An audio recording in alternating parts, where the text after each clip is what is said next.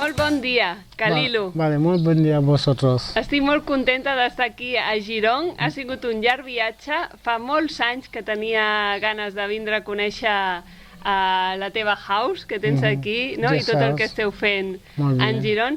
Però avui m'agradaria preguntar-te sobre el teu llibre, El viatge d'en Khalilou. Molt bé, bienvenida. Per què vas escriure aquest llibre, Khalilou?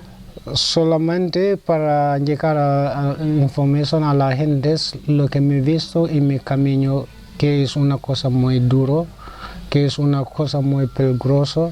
Con estos sueños, yo tengo un sueño de intentar explicar lo que me ves, lo que me pasa en el camino, lo que pasa a las otras gentes que también quienes puede explicar, porque muchos son muertos, están muertos, muchos no han llegado al sitio donde tienen que llegar, muchos están en sitios donde no se puede volver.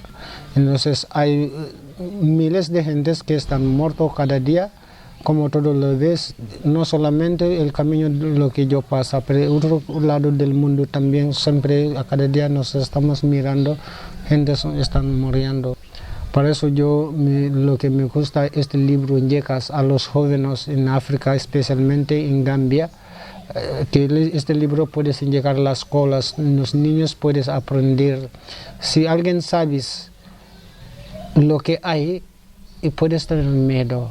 Pero si no sabes, solamente le ves un corto de los peligrosos, es difícil para entender lo que hay. Exacte. Tu al teu llibre expliques en primera persona la teva experiència de sortir de Gàmbia i voler intentar arribar a Europa, i ara el que volem és que aquest llibre arribi a totes les escoles i educar les generacions futures africanes de que es quedin a Àfrica i agequin Àfrica des de dintre, que no marxin d'aquí, que és molt perillós. En toda la vida hay experiencia, para eso me piensas con esta manera, es otra manera también para luchar, para hablar en nombre de la gente que no se puede hablar y para llegar a información a la gente que no se puede no se escolla nada.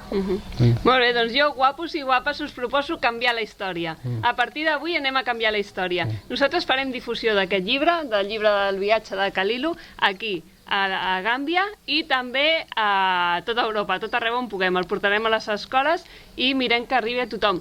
Com ho podeu fer vosaltres? Doncs ara que arriba Sant Jordi ja sabeu quin llibre comprar. El teniu en català, en castellà, en anglès i en francès. Oi que sí? Molt bé, Khalilou, jo he vingut des de molt lluny perquè me'l dediquis. Me'l podries dedicar, si us plau?